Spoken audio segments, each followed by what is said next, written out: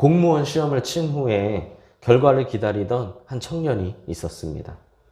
결과가 너무나 궁금했던 청년의 엄마가 점집에 찾아가 합격 여부를 물어봤죠. 점괘를 살피던 점쟁이가 자신 있게 대답했습니다. 걱정하지 마세요. 이틀 뒤에 국가의 부름이 있을 겁니다. 엄마는 곧장 달려와 아들에게 기쁜 소식을 전했습니다. 아들은 점괘를 믿진 않았지만 그래도 내심 기분이 좋았죠. 그리고 정확히 이틀 뒤에 진짜로 입대를 하라는 병역 통지서가 날아왔다고 합니다. 점괘가 맞은 건지 안 맞은 건지는 모르겠지만 확실히 국가의 부름이 있기는 있었습니다. 요즘은 군대 가는 것조차 경쟁을 한다고 하니 내가 원하는 때에 국가의 부름을 받는 것도 큰 복인 것 같습니다. 우리 성도님들은 어디를 가든지 어디서든지 많은 사람들에게 부름받는 귀한 일꾼들이 되시기를 소망합니다. 본문은 예수님의 12제자 중에 처음 4명의 제자를 부르시는 장면입니다. 베드로와 안드레, 야고보와 요한이 부름받은 주인공인데요. 우리의 구원이라는 사명을 가지고 이 땅에 내려오신 예수님은 자신의 사역을 도와 함께 복음을 전하고 나중에 예수님이 승천하신 이후에도 이 땅에 남아 교회를 세우고 사역을 이어갈 자로 세우기 위해 제자들을 부르셨습니다. 우린 여기에서 하나님이 일하시는 방식을 엿볼 수 있죠. 예수님이 능력이 없어서 혼자 할 수 없는 일이라서 제자들을 부르신 것이 아닙니다. 얼마든지 혼자서도 가능하시지만 주님은 사랑하는 우리들과 함께 일하시기를 원하신다는 겁니다.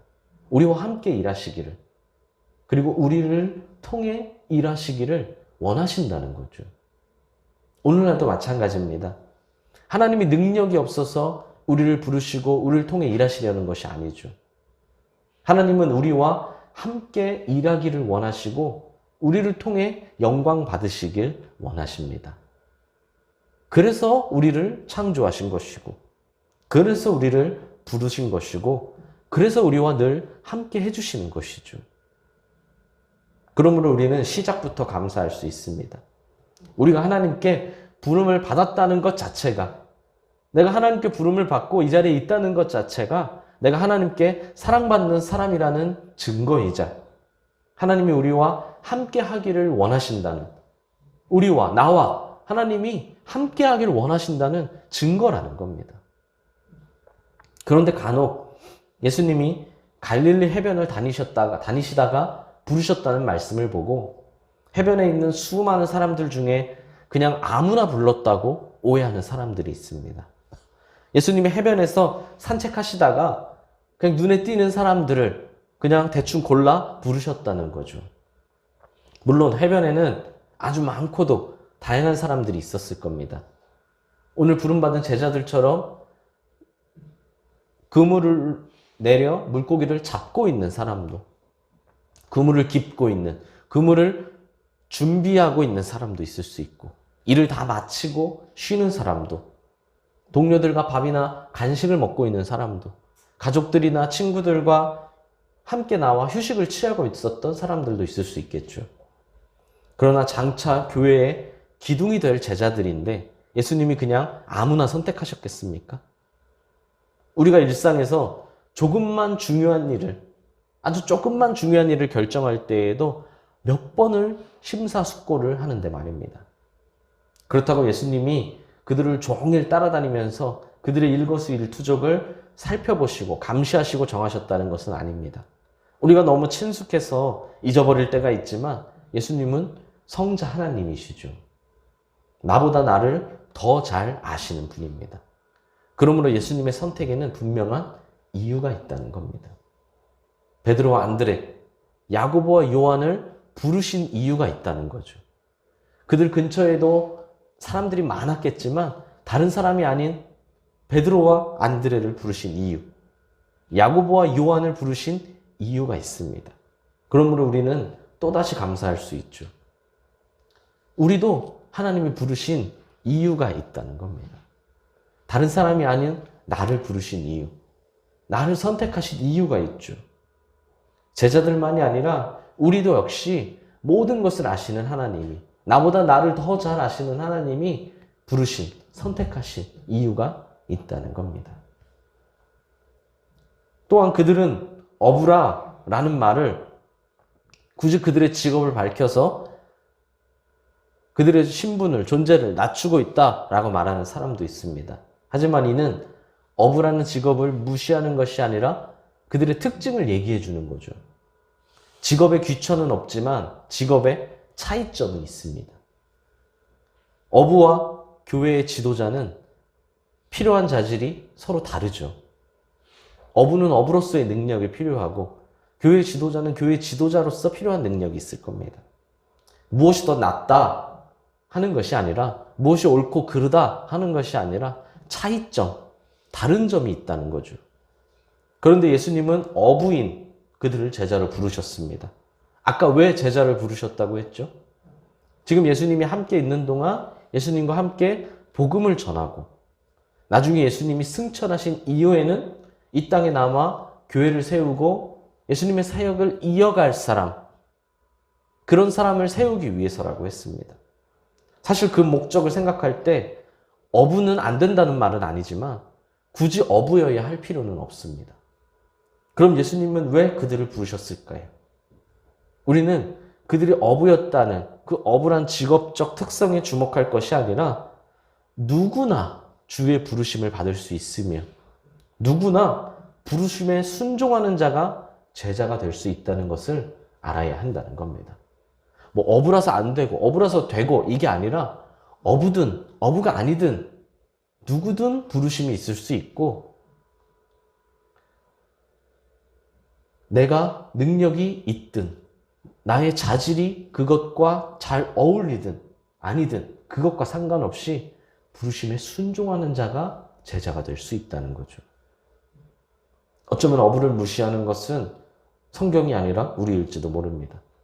이 어부란 직업을 무시하는 것이 아니라, 무시한다는 말이 아니라 저는 이것 때문에 안 돼요.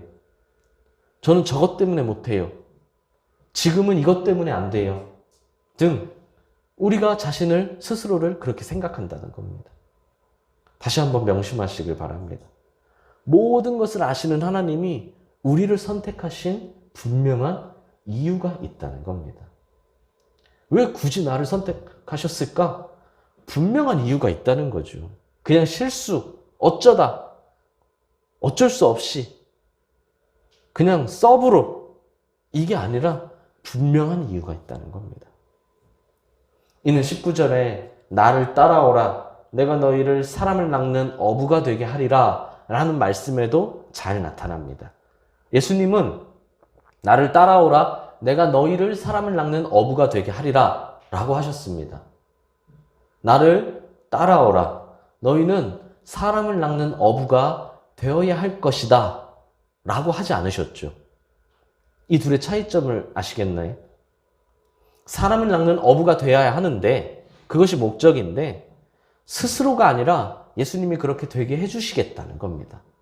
너는 사람을 낚는 어부가 되라, 이게 아니라 내가 너희를 사람을 낚는 어부가 되게 하리라. 그럼 예수님이 제자들에게 원하시는 것은 무엇인가요? 예수님을 온전히 따르라는 겁니다. 너희가 나를 닮기 위해 알아서 잘 배우고 알아서 잘 행동하라는 것이 아니라 온전히 예수님을 따른다면 예수님이 그렇게 되게 해주시겠다는 거죠. 제자들은 지금까지 자신의 계획을 따라 스스로 인생을 결정하고 또 그 결정에 대한 스스로 책임을 지며 살아왔습니다. 예수님의 제자가 된 이후로는 이제는 모든 것을 다 예수님께 맡기고 예수님의 뜻을 쫓아 살라는 겁니다. 이전에는 자신이 정하고 자신이 책임지며 살아왔다면 이제는 예수님의 뜻을 쫓아 예수님의 뜻을 따라 살라는 겁니다. 그리고 예수님은 오늘날 우리에게도 제자들과 같은 결단을 요구하십니다. 정리해보면 예수님이 제자들을 부르신 목적이 무엇이라고 했나요? 제자들을 사람을 낚는 어부가 되게 하시는 것이죠. 어부가 바다에서 그물로 물고기를 낚듯이 제자들은 죄의 바다에서 표류하는 사람들을 그물이 아니라 복음으로, 구원의 배 안으로 모으는 사람이 되라는 겁니다. 이때 놓치지 말아야 할 것은 제자들이 스스로 사람을 낚는 어부가 되는 것이 아니라 예수님이 제자들을 사람을 낚는 어부가 되도록 만들어 주신다는 겁니다. 그러니 제자로 부름받은 제자들은 더 이상 걱정할 필요가 없죠. 물론 부족함이 있습니다. 완벽해서 걱정이 없다는 말이 아니죠. 뭐 능력이, 뭐 아니면 내 상황이 뭐 다 완벽히 차서 걱정이 없다는 말이 아니라 부족하지만, 나보다 더 뛰어난 사람도 많지만, 아직도 난 불안정한 상황이 있기도 하지만 부르심에 순종하기만 하면 된다는 겁니다. 순종하면 된다는 거죠. 내가 스스로 서는 것이 아니라 주님이 우리를 세워주시겠다고 하시니 어떤 걱정도 어떤 염려도 할 필요가 없는 겁니다. 나는 못하지만 주님은 가능하시기 때문입니다. 나는 부족하고 유한하지만 주님은 풍족하고 무한하시기 때문이죠. 할렐루야. 이는 오늘 본문에 나타나는 장면, 이 장면 자체에서도 알 수 있습니다. 당시의 일반적인 문화적 관습은 제자들이 스승을 찾아가 내가 당신의 제자가 되고 싶습니다 라고 하는 것입니다. 이는 사실 오늘날도 크게 다르지 않죠. 뭐 대학이든 뭐 어디든 유명한 교수님, 뭐 유명한 뭐 사장, 회사, CEO 뭐 이런 사람들이 있다면 내가 그 사람에게 배우기 위해 찾아가죠. 어떤 분야든지 유명한 사람 혹은 성공한 사람을 찾아가 나를 받아달라고 합니다. 그런데 예수님은 스승인 자신이 먼저 제자들을 찾아가 택하여 부르셨습니다. 이는 관습을 깨는 놀라운 일이자 동시에 예수님의 부르신 목적을 좀 더 이해할 수 있는 행동입니다. 제자가 스승을 찾아와 알아서 배우고 알아서 깨우치는 것이 아니라 스승인 예수님이 찾아오셔서 변화시켜 주신다는 겁니다. 성자 하나님이신 예수님이 해주시니 누구든지 변할 수 있고 무엇이든 할 수 있다는 것이죠. 이것이 얼마나 은혜로운 일인가요? 오늘 동행 목장에도 나오지만 이것이 바로 복음의 은혜입니다. 아무런 자격도 능력도 없습니다.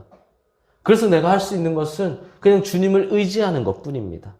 그런데 하나님은 그런 우리를 도둑질했다고 혼내시는 것이 아니라 오히려 칭찬하신다는 거죠. 능력이 없고 부족해서 주님만 의지하는데 그런 우리를 칭찬해 주신다는 겁니다. 일반적인 상식으로는 이해할 수 없지만 그럼에도 하나님은 우리에게 은혜를 베풀어 주신다는 거죠. 그래서 말 그대로 은혜라고 부르는 겁니다. 괜히 은혜가 아닌 거죠.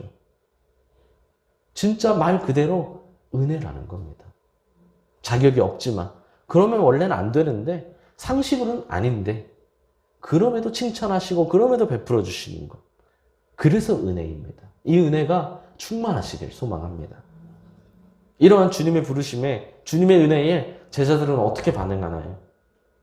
곧 그물을 버려두고 예수를 따르니라 라고 합니다. 그들은 예수님의 말씀에 신속히 반응했습니다. 베드로와 안드레는, 야고보와 요한은 조금도 머물거리거나 지체하지 않고 부르심에 즉시 순종했습니다. 그들은 무엇을 버렸습니까? 그물을 버렸죠. 그물은 그들에게 생계수단입니다. 이는 단순히 어부라는 직업을 버렸다는 것만을 의미하는 것이 아니라 그동안 철저히 세상에 속했던 자신의 삶을 이제는 예수님 중심의 삶으로 전환했다는 의미입니다. 그동안은 내가 그물을 의지하고 살았다면 이제는 내가 예수님을 의지하고 산다는 겁니다. 한마디로 그들은 예수님이 원하시는, 예수님이 요구하시는 결단을 했습니다. 예수님은 그들이 자신을 버리고 오직 예수님만을 온전히 의지하길 원하셨고, 제자들은 자신의 모든 것을 버리고 오직 예수님만을 의지하겠다고 결단하고 실행했죠. 예수님이 얼마나 기뻐하셨을까요? 그리고 그런 결단을 한 제자들은 얼마나 뿌듯했겠습니까? 이것이 부르심을 받은 사람의 마땅한 모습인 줄 믿습니다. 우리도 그래야 한다는 겁니다. 주님이 부르시면 언제나 가장 먼저입니다. 우리에겐 주님의 부르심이 항상 가장 중요하다는 거죠.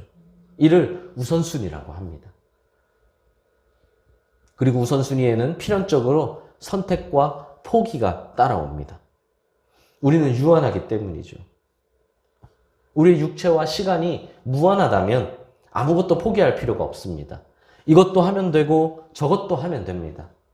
그럼에도 우선순위, 먼저 하고 나중에 하는 것이 있을 수는 있겠지만 그것은 사실 큰 의미가 없죠. 어차피 다 하니까요. 그러나 유한한 우리는 하나를 선택하면 다른 하나는 포기해야 할 때가 많이 있습니다. 무조건 그런 것은 아니지만 많은 경우에 그럴 수밖에 없습니다. 그러므로 온전한 우선순위의 삶은 자신에 대한 부정과 포기로부터 시작합니다. 나는 다 할 수 있어. 나는 하나도 포기하지 않겠어. 내가 그동안 살아왔던 삶 그대로에 그냥 예수님만 더 추가할 수 있어. 이는 결코 순종이 될 수 없다는 겁니다. 온전한 우선순위를 기대할 수 없다는 거죠. 그 말은 결국 그냥 내가 살던 대로 살겠다는 겁니다. 그냥 내 마음대로, 그냥 내 계획대로, 내가 계획하고 내가 책임지고 그냥 내 알아서 살았던 그대로 살겠다는 거죠. 그러므로 지난주에 말씀드렸듯이 나의 삶과 신앙이 하나가 되어야 합니다. 양분하지 말아야 한다는 거죠. 나의 삶과 신앙이 다르다는 생각을, 나의 삶과 부르심이 다르다는 생각을 버려야 합니다. 부르심이 삶이 되어야 합니다. 그러면 바른 우선순위도 자연스럽게 따라오게 되죠. 오해하지 말아야 할 것은 하나님의 부르심에 응답한다고 세상의 것을 다 버리라는 말이 아닙니다. 직업도 버리고 집도 버리고 차도 버리고 다 하나님께 바치고 하나님을 따르라는 것이 아니죠. 하지만 둘 다 사랑하지 말아야 한다는 겁니다. 내가 두 마리 토끼를 다 잡겠다라고 말하는 것은 결국 자신의 삶을, 그냥 내 중심의 삶을 선택하겠다는 말입니다. 그럼 어떻게 해야 하나요? 신앙이, 부르심이 삶이 되어야 한다는 겁니다. 부르심에 순종한 나와 내 삶의 터전에서의 내가 다르지 않다는 거죠. 구분하지 말라는 겁니다. 나는 어디에 있든 누구와 있든 부르심 받은 사람이라는 겁니다. 교회에서는 부르심 받은 사람이고 세상에서는 세상에 속한 사람이 아니라 교회에서도 부르심 받은 사람, 세상에서도 부르심 받은 사람으로 살아야 한다는 겁니다. 이는 야고보와 요한에게서 좀 더 구체적으로 볼 수 있습니다. 본문은 베드로와 안드레의 아버지는 설명하지 않습니다. 언급하지 않지만 야고보와 요한의 아버지는 소개하죠. 이는 그들의 아버지인 세베대가 당시에 잘 알려진 인물이자 상당히 영향력이 있었던 인물이라는 것을 알 수 있습니다. 그러니까 여기에 편지라고 했었죠. 유대인이 먼저 읽는 것이라고 했었잖아요. 그러니까 유대인이 읽었을 때 세베대 하면 그 사람 하고 알 수 있었던 사람이라는 거죠. 게다가 세베대는 부자였습니다. 그러니까 오늘날로 말하면 이 야고보와 요한은 금수저라고 할 수 있죠. 오늘날이든 당시의 기준이든 금수저인 그들이 굳이 자신의 모든 것을 다 버리고 예수님을 따라갈 이유는 없습니다. 왜 굳이 모든 것을 다 버리고 예수님을 따라가나요? 그냥 차라리 나는 내 살던 삶을 그대로 살고 옆에서 예수님을 열심히 돕는 사람만 돼도 되는 거 아닌가요? 우린 여기서 부르심의 가치를 알 수 있습니다. 내가 아무리 많이 가졌어도 내가 가진 그 많은 것들을 다 포기해도 주님을 따르는 것이 훨씬 이득이라는 거죠. 그래서 야고보와 요한은 배도 버리고 부친까지도 버렸다라고 설명합니다. 자신의 직업, 생업을 버릴 뿐 아니라 혈연적인 관계까지 포기했습니다. 사실 이건 너무나 큰 희생이죠. 부모 자식 간의 관계를 끊는다? 너무나 큰 희생입니다. 그러나 그럼에도 주님의 부르심은 그와 비교할 수 없다는 것이죠. 진리를 위해선 모든 것을 아낌없이 희생할 수 있는 것이고 또 그래야 한다는 겁니다. 그 무엇도 희생할 수 있는 헌신의 자세가 되어 있어야 한다는 거죠. 그러니 세상에서 가장 행복한 사람은, 가장 소중한 사람은 부르심에 순종하는 사람입니다.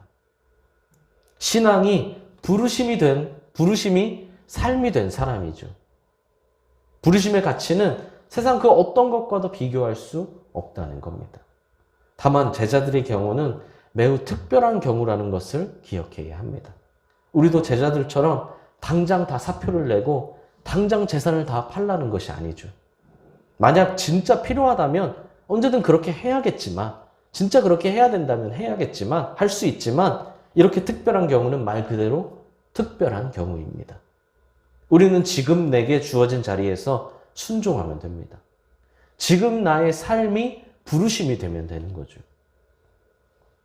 혹은 반대로 지금 순종하지 않으면서 어떻게 내 전부를 드려? 라고 생각하는 건 결국 순종하지 않겠다는 말입니다. 지금 10,000원을 헌금하지 못하면서 나중에 1억을 벌면 헌금하겠다. 내가 로또가 당첨되면 헌금하겠다. 라고 하는 것은 욕심일 뿐이라는 거죠. 그러므로 지금 부르심에 순종하시길 바랍니다. 지금 부르심이 삶이 되게 하십시오. 그때 주님께서 주시는 새로운 생명을, 새로운 은혜를 풍성하게 누리게 될 줄 믿습니다. 주님께서 우리에게 희생을 요구하시는 것은 더 큰 축복을 주시기 위함이라는 것을 기억하시길 바랍니다. 사랑하는 수원동행교회 성도 여러분, 제자들이 예수님을 찾아간 것이 아니라 예수님이 제자들을 찾아오셨다는 것을 기억해야 합니다.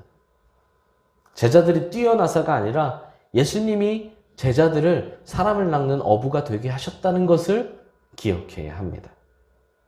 그리고 오늘날도 우리가 예수님을 찾아간 것이 아니라 예수님이 우리를 찾아오셨습니다. 우리가 잘나서가 아니라 예수님이 우리를 제자로, 사람을 낚는 어부로 만들어주시는 줄 믿습니다. 그러니 얼마나 감사합니까? 예수님은 자신을 따라오겠다고 찾아온 사람들은 오히려 대부분 다 돌려보내셨습니다. 오히려 그들보다 어쩌면 더 자격이 없어 보이는 사람들을, 어쩌면 더 결단하지 못하는 사람들을 직접 찾아가시고 직접 부르셨죠. 그리고 제자로 삼아주시고 성도로 삼아주셨습니다. 우리가 아니라 주님이 하셨다는 겁니다. 우리 인생의 발걸음을 인도하시고 우리 인생의 모습을 결정하시는 분은 하나님이십니다. 사실 우리 인생은 내 손이 아니라 하나님의 손에 달려있다는 겁니다. 이를 믿으십니까? 우린 혼자가 아니라 늘 하나님과 함께이며 우린 자신의 노력이나 능력, 우연으로 살아가는 것이 아니라 철저한 하나님의 주권과 섭리를 통해 살아가고 있다는 겁니다. 할렐루야. 그렇다면 우린 부르심의 가치가 얼마나 귀하고 중요한 것인지를 깨달아야 합니다. 부르심에 즉시 순종할 수 있어야 합니다. 때로는 인내가 필요하고 때로는 희생이 필요하겠지만 부르심은 그 무엇과도 바꿀 수 없는 가장 귀한 가치를 지니고 있음을 명심하십시오. 이 부르심의 가치를 알고 순종할 때 우리는 나를 자랑하는 삶이 아니라 하나님의 영광을 자랑하는 삶이 될 수 있고, 나의 뜻을 이루기 위한 삶이 아니라 하나님의 뜻을 성취하는 삶을 살 수 있습니다. 부르심이 삶이 된다는 겁니다. 내가 부름받은 삶 따로, 내 일상의 삶 따로가 아니라 부르심이 삶이 돼요.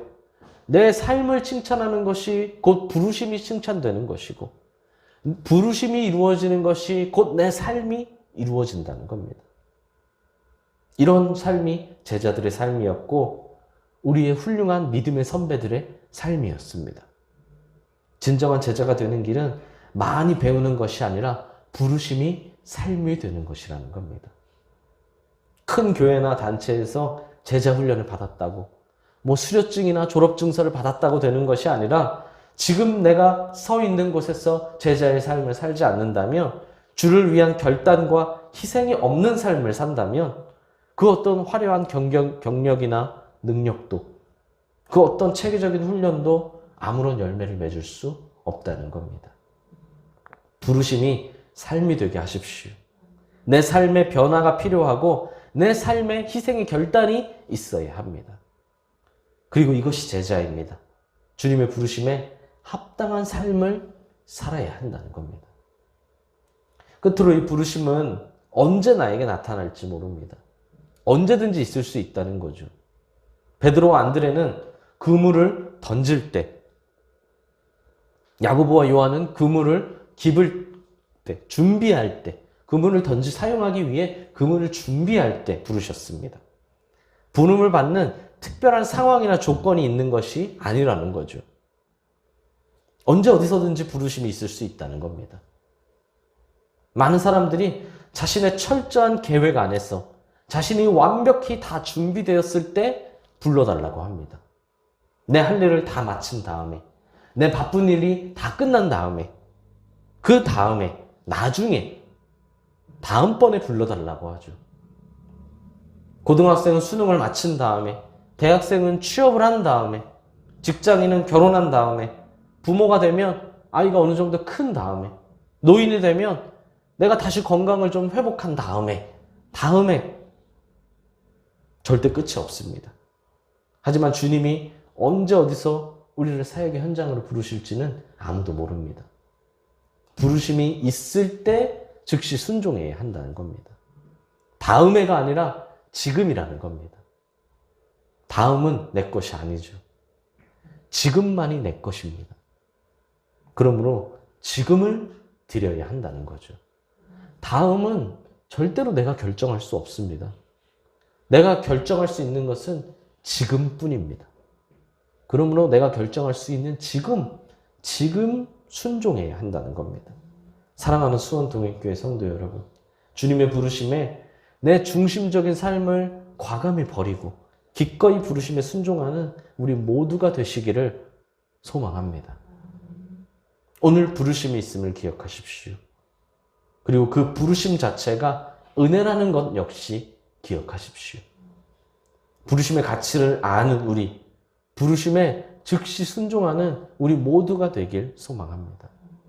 이미 성도로 부름받았다는 것 자체가 얼마나 큰 은혜인지를 먼저 아셔야 하고, 은혜 받은 자의 합당한 반응은 무엇이든 언제든 즉시 순종이라는 것을 명심하시길 바랍니다. 그때 주께서 더 풍성하게 더해주시는 역사가 순종하는 자에게 임하게 될 줄 믿습니다. 성령을 위하여 열심히 심고 성령으로부터 풍성히 거두는 우리 모든 성도님들이 되시길 바랍니다. 올해 표어인 성심성의껏 바르게 선 교회가 되는 우리 수원동행교회가 되기를 간절히 소망합니다.